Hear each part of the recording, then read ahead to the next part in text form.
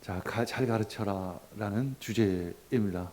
오늘 잘 가르쳐라 라는 주제를 오늘 본문 말씀을 읽으면서 한 20여 년 전 때 일이 기억이 납니다. 우리 교회가 참 어려웠었을 때 참 잘 부흥하던 교회, 한 1년 만에 한 70여 명으로 잘 부흥하던 교회가 리아스 미션이 시작되고 뭔가 좀 일이 되려니 했더니 교회가 깨지고 어려운 일을 당했던 때, 그래서 11명이나마 교회를 지킬 수밖에 없었던 때, 매달 재정적으로 상당히 참 어려운 때, 아무것도 할 수 없었을 때, 오직 기도할 수밖에 없었을 때, 그때 광야의 기도를 시작했죠. 하나님께서 그런 마음을 주셔서 광야 기도를 시작했을 때, 그때는 오직 그저 회개의 기도였었습니다. 그냥 백화사전보다 더 많은 그 나의 죄, 모든 인류의 죄가 나로부터 시작됐다는 그런 깨달음을 갖게 되었고, 한 2년 반 만에 주신 응답은 내가 다 안다라는 메시지였었습니다. 그러면서 주신 가르침은 바로 이제 잘 가르쳐라, 잘 가르쳐라. 근데 그 잘 가르치라는 것은 단지 성경 본문을 성경 공부하듯이 가르치라는 것이 아니라 성경 말씀을 통해서 또 삶을 통해서 예수 그리스도를 잘 드러내라. 예수님이 누구인지를 인격으로 잘 알게 하라. 라는 바로 그런 메시지였었습니다. 그러면서 요한복음 21장 17절 말씀이 생각이 나는데, 예수께서 그에게 말씀하시기를 내 양떼를 먹이라. 이 본문 말씀은 예수님께서 3번씩이나 부인했던 제자 베드로에게 네가 나를 사랑하느냐, 네가 나를 사랑하느냐 이렇게 3번 부르시면서 바로 내 양떼를 먹이라, 이렇게 명령하셨던 말씀입니다. 내 양떼를 먹이라라는 것이 어떤 의미일까? 바로 잘 양육해라, 또 하나님의 말씀을 전하라, 이런 의미이죠. 먹이라는 것은 마치 요즘에 손주가 우리 집에 오면 할머니, 우리 사모님이 열심히 먹입니다. 어떻게 그렇게 극진히 먹일까? 그냥 쫓아다니면서 먹이는 그 할머니의 모습을 보면서 참 사랑이다. 사랑으로 먹이는구나 라는 생각을 가질 수밖에 없어요. 사랑하지 않으면 먹일 수가 없습니다. 사랑해야만 먹일 수가 있고 양육할 수 있고 가르칠 수가 있죠. 자, 디모데전서 4장 6절 읽겠습니다. 그대가 이런 교훈으로 형제자매를 깨우치면 그대는 믿음의 말씀과 그대가 지금 쫓고 있는 좋은 교훈으로 양육을 받아 그리스도 예수의 좋은 일꾼이 될 것입니다. 중요한 것은 그리스도의 좋은 일꾼으로 양육되어야 한다는 것입니다. 근데 자주 목회자 역시 그렇고 많은 사역자들이 자신의 좋은 일꾼으로 삼으려고 합니다. 나와 친한 사람이 되게 하려고 하는 부분이 있죠. 인간적인 욕심이죠. 우리가 영혼을 사랑한다는 것과 사람을 사랑하는 것은 달라요. 좀 설명을 해야 될 내용인데, 영혼을 사랑한다는 것은 하나님과의 관계 속에서 어떤 사람을 사랑한다는 것을 의미해요. 그러니까 하나님을 전제한 하나님 안에서의 사랑을 영혼을 사랑한다는 표현으로 할 수 있고, 그저 사람이 좋아서 사람의 관계 때문에 그를 섬기는 것은 그를 진정 변화시킬 수가 없습니다.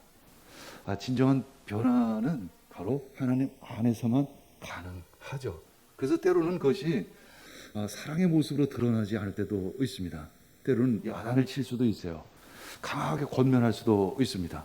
그러나 사람이 좋아서 사람 관계를 의식하는 사람은 야단을 칠 수가 없어요. 치할 수가 없습니다. 강하게 권면할 수가 없어요. 상대방이 넘어지고 엎으러져도 그저 위로하고 격려하고 자신의 좋은 모습으로 그냥 드러내기를 원할 뿐입니다. 굉장히 자기중심적인 목회를 할 수밖에 없죠. 그것이 바로 사군이죠. 그것이 거짓 목자인 것입니다. 거짓 목자라고 해서 늘 돈을 탐하고 쓸데없는 것을 욕심내는 것이 아니라 자기중심적인 목회를 하는 것이 바로 사꾼 있는 거죠. 바울 사도는 진정 그리스도 예수의 좋은 일꾼으로 세우라 이렇게 말씀하고 있습니다. 여기서 좋은 교훈 그리고 믿음의 말씀이라고 표현하고 있는데, 그러면 좋은 교훈이 당시에 없었나? 믿음의 말씀이 아닌 것이 있나? 라는 것입니다. 당시에 에베소에는 이 거짓 가르침이 참 많이 있었습니다. 특히 헬라 철학에서 유래한 금욕주의 같은 것, 또는 그것에 반대되는 율법주의. 그 안에는 이제 과거에 유대인이었는데 그리스도인이 된 사람들이 있었기 때문에 율법을 지켜야만 구원을 받을 수 있다라는 거짓 가르침이 있었고, 또 한편으로는 헬라 사상에 유래된 거짓 사상이 있었습니다. 그래서 특히 이제 금욕주의는 선한 것과 나쁜 것을 아주 정확히 구분하죠. 영적인 것은 좋고 육적인 것은 나쁘다 이렇게 구분을 합니다. 사실 지금 교회에서도 영적인 것을 좋게 여기죠, 사실은. 그리고 세상적인 것을 비교적 나쁘게 여깁니다. 그러나 기독교 안에서는 그것이 지금 죄악에 물들어 있지만, 그러나 그것을 회복시킬 수 있는 다스려야만 하는 대상이 되는 거지, 그것을 피하는 것은 아니죠. 세상을 피하는 것이 아니죠. 우리는 세상 가운데 살아가야 합니다. 그리고 세상을 변화시켜야 하는 것이죠. 그러나 금욕주의는 그저 세상을 멀리하는 것이죠. 디모데전서 4장 4절에서 5절 읽겠습니다. 하나님께서 지으신 것은 모두 다 좋은 것이요 감사하는 마음으로 받으면 버릴 것이 하나도 없습니다. 모든 것은 하나님의 말씀과 기도로 거룩해집니다. 자, 오늘 말씀 중에 기억해야 될 것은 모든 것은 하나님의 말씀과 기도로 거룩해집니다 라는 것입니다. 내 안에 돈이 악한 것이 될 수도 있고 거룩한 것이 될 수도 있죠. 내 돈을 가지고 나쁜데, 만약에 내가 내 돈을 가지고 마약을 먹는데 쓴다면 그것이 나쁜 것이 될 것입니다. 그러나 내 돈으로 누군가를 아픈 사람을, 힘든 사람을 구제하거나 돕는다면 그것은 참 거룩한 것이 될 것이죠. 똑같은 빵일지라도 이 빵이 도둑질하는 사람의 손에 들어가면 나쁜 빵이 될 것이지만, 그 빵이 성찬식에 사용되어진다면 그것은 거룩한 빵이 되어지는 것입니다. 그것을 다스리는 사람, 그것을 사용하는 사람이 그것을 어떻게 하느냐에 따라서 선한 것이 될 수도 있고 악한 것이 될 수도 있는 것이죠. 그래서 하나님께서는 우리에게 잘 다스리라 이렇게 말씀하고 있는 것입니다. 그런 의미에서 바울 사도는 디모데에게 경건으로 훈련해라 이렇게 말씀하고 있습니다. 자, 디모데전서 4장 7절에서 8절 읽겠습니다. 저속하고 헛된 꾸며낸 이야기들을 물리치십시오. 경건함에 이르도록 몸을 훈련하십시오. 몸의 훈련은 약간의 유익이 있으나 경건 훈련은 모든 면에 유익하니 이 세상과 장차 올 세상의 생명을 약속해 줍니다. 아멘. 경건은 훈련이다. 경건은 바로 훈련입니다. 몸의 훈련도 있죠. 운동이죠. 그러나 영적인 훈련도 있다라는 거죠. 신앙은 무엇일까? 신앙은 여러 가지로 표현할 수 있어요. 그 중에 하나는 신앙은 훈련이다라는 것입니다. 신앙은 훈련입니다. 과거 제가 어려움 당했을 때, 그때 지하스를 다녀왔던 그 동역자들이 다 사실 동일하게 어려움을 당했었어요.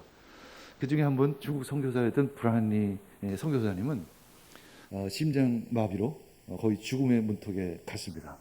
죽음의 문턱에서 예수님이 그런 질문을 했습니다. 하나님의 사랑을 배우느냐? 네가 사랑을 배우는가? 이런 질문을 했습니다. 그때 진짜 회개했다고 합니다. 거의 죽을 사경을 헤매면서 회개를 했는데, 무슨 회개였냐면 자기가 사역은, 선교는 열심히 했는데 진정 동역자들은 사랑하지를 않았다는 깨달음이 있었다는 거죠. 그러면서 사역은 일이 아니라 사랑이구나라는 것을 깨닫게 되었다는 것입니다.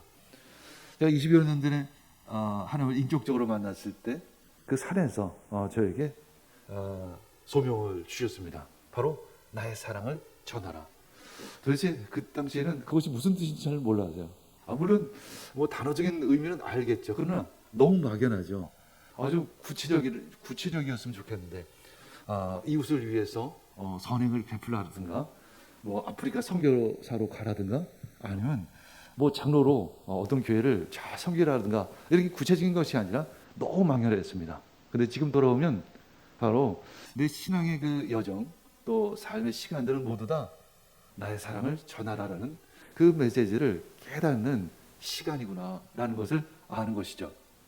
그런 의미에서 신앙은 훈련입니다. 기도도 훈련이고 찬양도 훈련이고 예배도 훈련이죠. 자, 그러면 우리가 이 경건 훈련을 어떻게 해야 할 것인가? 마치 우리가 몸의 운동, 몸의 훈련을 하듯이 그렇게 하는 거죠. 매일 어떤 일정한 시간에 하죠. 왜냐하면 일정한 시간에 하지 않으면 게으름 부리고 나태해지고 금방 또 하루 이틀 빼먹기 시작하면 운동이 시들시들해지기 때문에 그런 것이죠. 또 하나는 좋은 전문가, 좋은 트레이너에게 배우는 것이 또한 굉장히 유익합니다. 그리고 장소도 굉장히 중요하고 또 시간도 굉장히 중요하죠. 그런 것처럼 이 경건의 훈련도 그런 것들이 필요하죠. 일정한 시간, 이것을 이제 구별된 시간이라고 얘기하죠. 구별된 시간을 하나님께 드리는 것, 그 시간에 기도하는 것 참 중요합니다. 그리고 구별된 장소에서 기도하는 것도 대단히 중요하죠. 물론 그 장소가 교회일 수도 있고 자신의 집일 수도 있고 어떤 직장 아닐 수도 있습니다. 옛날에 한 권사님이 백화점에서 음식점을 이제 크게 하시던 분인데 거기 백화점에는 사람들이 많이 있기 때문에 기도할 수가 없다는 거예요. 그렇다고 시간이 여유가 있어서 교회 가서 기도할 수도 없고 그래서 그 백화점을 1층부터 꼭대기까지 다 찾아봤는데 한 장소, 아주 좋은 장소를 발견했습니다. 바로 층계 밑인데 거기는 아무도 오지 않는 아주 구별된 장소라는 거죠. 그래서 늘 구별된 시간에, 그리고 구별된 시간이라는 것은 점심, 저녁 그 사이 시간에 또 아무도 없는 그 장소에 가가지고 하나님의 임재 안에서 하나님을 구하는 그런 시간, 그 구별된 시간을 갖는다는 거죠. 그것이 바로 경건 훈련인 것입니다. 우리는 기도를 통해서 주님과 교제를 나누는 거예요, 사실은. 기도가 이제 여러 가지 의미가 있지만 그 중에 하나는 첫 번째는 바로 주님과 교제를 나누는 것입니다. 우리 구약 제사에는 화목 제사가 있듯이 기도는 바로 하나님과의 화목을 구하는 시간인 거죠. 그래서 기도는 주님과의 동행입니다. 기도는 주님과의 동행이다. 모든 것은 하나님의 말씀과 기도로 거룩해진다는 단어가 있죠. 아까 그 귀절이 있습니다. 모든 것은 하나님의 말씀과 기도로 거룩해집니다. 디모데전서 2장 1절 읽겠습니다. 그러고 나는 무엇보다도 먼저 모든 사람을 위해서 하나님께 간과 기도와 중보 기도와 감사 기도를 드리라고 그대에게 권합니다. 이제 바울 사도가 디모데에게 권하는 거죠. 기도하라. 기도는 훈련이다. 어떻게 기도하냐면 네 가지 방법을 얘기를 해줘요. 하나는 간구고, 두 번째는 기도이고, 세 번째는 도구이고, 네 번째는 감사이죠.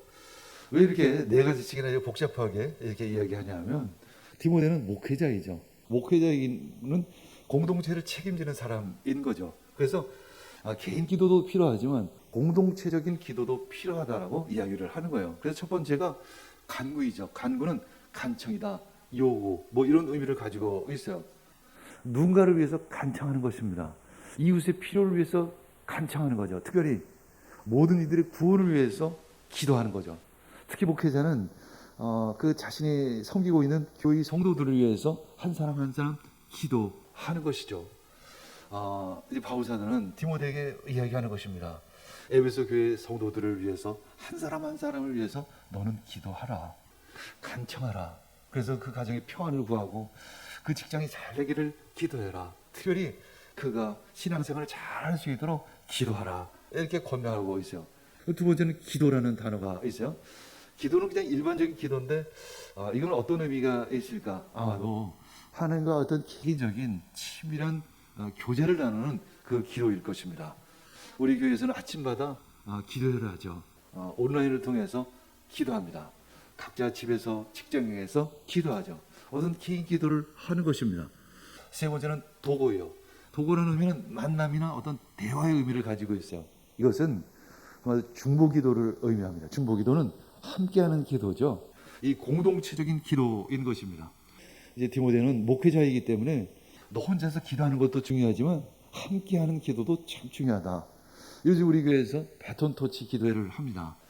코로나 때문에 함께 모여서 기도하는 것이 조심스러운 부분이 있기 때문에 각자 시간에 나는 대로 나와서 1시간씩 2시간씩 기도하는 것이죠.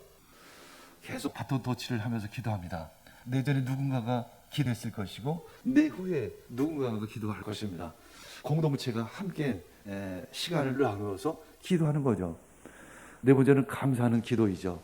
자신의 삶에 대해서 감사해야 하는 것입니다. 특히 모든 성도가 늘 감사해야 하지만 사역자는 늘 더 감사해야 합니다. 사실 바울 사도가 감사할 제목이 있을까요? 늘 감옥에 있었고 늘 궁핍했고 늘 고난을 받았던 그 바울 사도, 늘 희생하고 늘 헌신했던 바울 사도. 그러나 그는 감사했습니다. 하나님께서 자신을 그렇게 부르셔서 참 감사하다. 그 감사의 마음을 늘 가지고 있었습니다. 기도는 하나님의 인지와 간섭 그리고 하나님의 능력을 바로 구하는 것입니다. 그래서 우리는 늘 기도해야 하는 거죠. 그래서 그것은 훈련이 되어야 하는 것입니다. 때로는 기도가 잘 될 때도 있어요. 그러나 또 기도가 잘 되지 않을 때도 있습니다. 기도가 되지 않을 때도 우리 무릎 꿇고 기도합니다. 우리가 기도가 잘 된다? 기도가 잘 안 된다는 것은 사실은 내 감정적인 느낌일 수 있어요. 사실은 내가 기도가 안 되더라도 하나님은 우리의 기도를 다 들으십니다. 어쩌면 그 광야의 기도, 내가 아까 간증했던 제 절벽에다 대놓고 하는 기도, 이런 기도의 시간들이 더 큰 훈련이 돼요. 왜냐면 마치 이것은 운동을 할 때 보통 운동은 그냥 자신의 그 수준에 맞춰서 하는 운동이죠. 그냥 이렇게 산책을 한다거나 아주 가볍게 하는 운동. 기쁘죠. 뭐 즐거워요. 사실 그 정도 운동. 그러나 좀 이 자신의 체력을 넘어서는 운동이 있죠. 한계를 좀 넘어서는 운동이 있어요. 근데 이것을 극복했을 때는 굉장한 어떤 그 근육, 굉장한 어떤 운동의 결과가 있는 것이죠.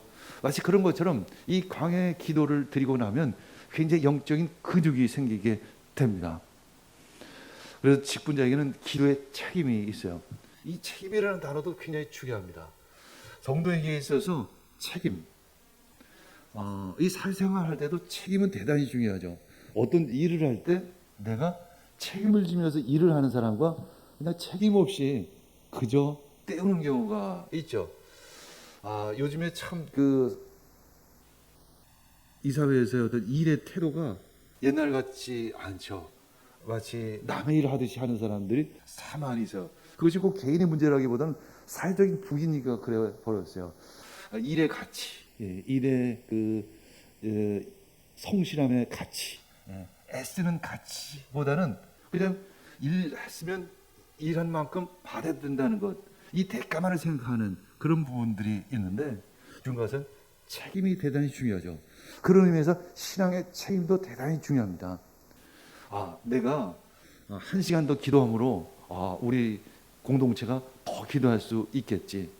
내가 11시까지 기도했었는데 내가 12시까지 기도한다면 우리 공동체 식구들이 더 많이 기도할 수 있겠지. 내 그 좋은 영적인 기류가 주위 사람들이 흘러가겠지 라는 그런 책임감을 가지고 기도해야 하는 것이에요. 모든 부분에서 어떤 그 책임감 가지고 우리가 신앙생활을 할 때 그것이 사실 결과적으로 나에게 유익이 되어집니다. 그죠? 뭐 내가 기도하고 싶으면 기도하고, 내가 뭐 예배드리고 싶으면 예배드리고, 내가 좀 늦게 와도 되고, 내가 빠져도 되고, 뭐 이렇게 하면 사실 가장 손해 보는 것은 자기 자신이 되겠죠. 두 번째는 말씀인 것이죠. 말씀. 경건 훈련 중에 말씀만큼 중요한 것이 없습니다. 말씀은 집을 알게 합니다. 우리 왜 말씀을 읽을까요? 가끔 우리는 어떤 지식을 쌓기 위해서 성경 공부를 할 때가 있습니다. 그러나 우리 어떤 편지를 읽을 때, 내 누군가의 사랑하는 사람의 편지를 읽을 때 내가 그 지식을 쌓기 위해서 편지를 읽지는 않습니다. 이 디모데전서도 역시 편지예요. 스승과 같은 바울 사도가 어떤 제자인 디모데에게 쓴 편지예요. 디모데가 이것을 달달 외우거나 이것을 지식을 쌓기 위해서 이 편지를 읽지는 않았을 것입니다. 이 편지를 읽을 때 어떤 마음으로 읽었을까요? 바울 사도 우리 그 아버지와 같은 바울사자는 지금 어떤 마음으로 이 편지를 쓸까?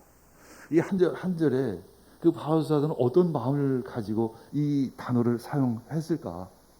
그 글의 내용들을 보면서 이 바울사자의 마음을 느끼는 것입니다. 또 하나님은 이 바울사를 통해서 이 디모데에게 이 편지를 주는 거죠. 결국은 이 디모데는 이 편지를 읽음으로 말미암아 하나님의 마음을 느끼는 것입니다. 하나님의 마음을 읽는 거예요. 그래서 잘 가르치라라기보다는 잘 먹이라라는 표현이 더 적당한 거죠. 사랑하는 엄마가 자녀에게 맛있는 음식을 먹이듯이 그 말씀을 먹이는 것입니다. 그래서 디모데전서 4장 13절 읽겠습니다. 내가 갈 때까지 성경을 읽는 일과 권면하는 일과 가르치는 일에 전념하십시오. 역시 오늘 이 본문 말씀도 이 공동체가 전제된 이 성경을 말씀을 가르치자는 의미이죠. 성경을 잘 읽으라는 것. 그것은 뭐냐면 성경을 크게 읽는 강독을 의미하죠. 당시에는 성경이 없었기 때문에 이제 리더가 앞에 나와서 성경을 읽어줘야만 성도들이 그걸 들을 수 있기 때문에. 두 번째는 권면하는 일. 그 말씀을 통해서 어떻게 살아가야 할 것인지를 잘 권면하라는 거죠. 권면이라는 것이 쉬운 것 같지만 절대 그렇지가 않죠. 진짜 사랑하지 않으면 권면하지 못합니다. 권면하려면 때로는 좋은 말로 위로도 하고 좋은 말로 격려도 하겠지만 때로는 야단을 치기도 합니다. 제가 사실은 여러분들 다 큰 어른을 막 야단을 치기도 해요. 사실은 나이 60이 먹고 50이 넘으신 분들도 제가 야단을 치기도 합니다. 왜 야단을 칠 수 있을까요? 그게 쉬운 일이 아니에요. 사실은 야단을 치기 전에 그런 생각이 들 수 있죠. 저 사람이 나를 안 좋게 보면 어떻게 하지? 저 사람이 나를 싫어하면 어떻게 하지? 뭐 극단적으로 하면 저분이 교회를 떠나면 어떻게 하지? 뭐 이런 우려가 되지 않는 것이 사실이에요. 그러나 그럼에도 불구하고 난 그를 진정 사랑하고 위하기 때문에 야단을 칠 수 있고 권면할 수 있는 것입니다. 그래서 아까 얘기했듯이 영혼을 사랑하는 것과 그 사람을 좋아하는 것은 전혀 다른 차원이죠. 직분자는 하나님의 종은 영혼을 사랑해야 돼요. 다시 한번 얘기하면 영혼을 사랑한다는 것은 주님 안에서의 사랑이에요. 사람을 좋아한다는 것은 그냥 내가 사람을 좋아하는 것. 그것은 세상 사람들 다 좋아해요. 그거는 세상 사람들도 누군가에게 내가 좋은 모습 보이기를 원하고 때로는 좋은 모습 보이기 위해서 섬기기도 해요. 사실 밥도 사줘요. 사실은 세상에서 다 합니다. 그러나 결과적인 목적이 다른 거죠. 세상에서 맛있는 밥 사주고 뭐 선물하고 이러는 것은 너와 내가 참 친해지자, 잘 지내자, 좋은 우정을 나누자. 그것이 꼭 물론 나쁜 것은 아닙니다. 그러나 하나님 안에서의 권면은 전혀 다른 차원입니다. 차원이 다릅니다. 하나님 안에서인 것입니다. 내가 왜 권면을 할까요? 나 때문에 권면하는 것이 아니에요. 궁극적으로는 하나님과 그분의 좋은 관계를 위해서 내가 권면을 하는 거죠. 그분의 삶이 하나님 안에서 잘 살아갈 수 있도록 권면하는 거예요. 내가 없는 것입니다. 근데 어떤 사람은, 어떤 사역자는 내가 항상 그 안에 있어요. 내가 잘 보여야 되고 내가 좋은 모습이어야 하는 것입니다. 그를 누구라고 하냐면 그를 사꾼이라고 얘기하는 것입니다. 나쁜 짓을 해서 사꾼이 되는 것이 아니에요. 사실은 자기 중심적이기 때문에 사꾼인 것이죠. 우리는 성경 공부를 넘어서 예수님을 알게끔 해야 하는 것입니다. 예수님이 누구인지를 보여드려야 하는 거예요. 그것이 바로 목양이죠. 그것이 바로 말씀인 것입니다. 내가 메시지를 전하는 것도 뭐 좋은 미사역으로 할 수도 있죠. 좋은 예화로도 할 수도 있습니다. 뭐 여러 가지 방식으로 할 수 있습니다. 다 좋지만 중요한 것은 내가 그 메시지를 통해서, 그 말씀을 통해서, 그 설교를 통해서 예수님을 더 알아갈 수 있는가라는 질문을 해야 하는 것입니다. 오늘 내가 진짜 좋은 인문학 강의 같은 그런 것들 들어서 그런 것만 남아요. 하나님과는 관계없어요. 그것이 바로 당시의 헬라 사상, 헬라 철학과 같은 그런 거짓 가르침이에요. 성경은 그런 것들을 거짓 가르침이라고 이야기합니다. 그것을 허탄한 것이라고 얘기해요. 망령된 것이라고 이야기를 합니다. 요즘 사실 목회자들도 그런 지적인 욕구가 많이 있죠. 어디 좋은 책에서 아주 그냥 명언들을 다 뽑아서 또 그것을 좋게 포장을 해서 그러면 사람들의 귀에 그 지적 호기심을 남기는 그것을 망령되고 허탄한 것이다. 그 헬라어 원어로 번역하면 그것은 세속적인 것이다. 그것은 바보스러운 것이다. 이렇게 표현하는 것이죠. 왜 바보스러운 것이 될까요? 교회 왜 설교를 들어왔죠? 인문학 강의를 들으러 왔나요? 인문학 강의를 들으려면 그 인문학 강의하는 데 가서 들어야죠. 교회에서는 그 인문학 강의를 듣기 위해서 교회를 오는 것이 아닙니다. 근데 왜 우리가 이 자리에서 인문학 강의를 들으려고 할까요? 그것은 딴 생각이 있어서 그래요. 하나님에 대한 관심보다는 자기의 직접 욕구를 이 교회에서 채우고자 하는 거죠. 그것 역시 거짓 생각인 것입니다. 우리는 바울은 디모데에게 세 번째로 얘기하죠. 본이 되어라. 본이 되어라. 네가 본이 되어야 한다. 사실 이분이 제일 부담스러운 부분이에요. 저에게서도 제일 부담스러운 부분이죠. 자, 본이 된다는 것, 모델이 된다는 것은 대단히 쉽지 않은 일이죠. 빌립보서 3장 17절 읽겠습니다. 형제자매 여러분, 다 함께 나를 본받으십시오. 여러분이 우리를 본보기로 삼은 것과 같이 우리를 본받아서 사는 사람들을 눈여겨 보십시오. 바울은 빌립보를 통해서 우리를 본받아서 사는 사람들을 눈여겨 보라 이렇게 말씀하고 있습니다.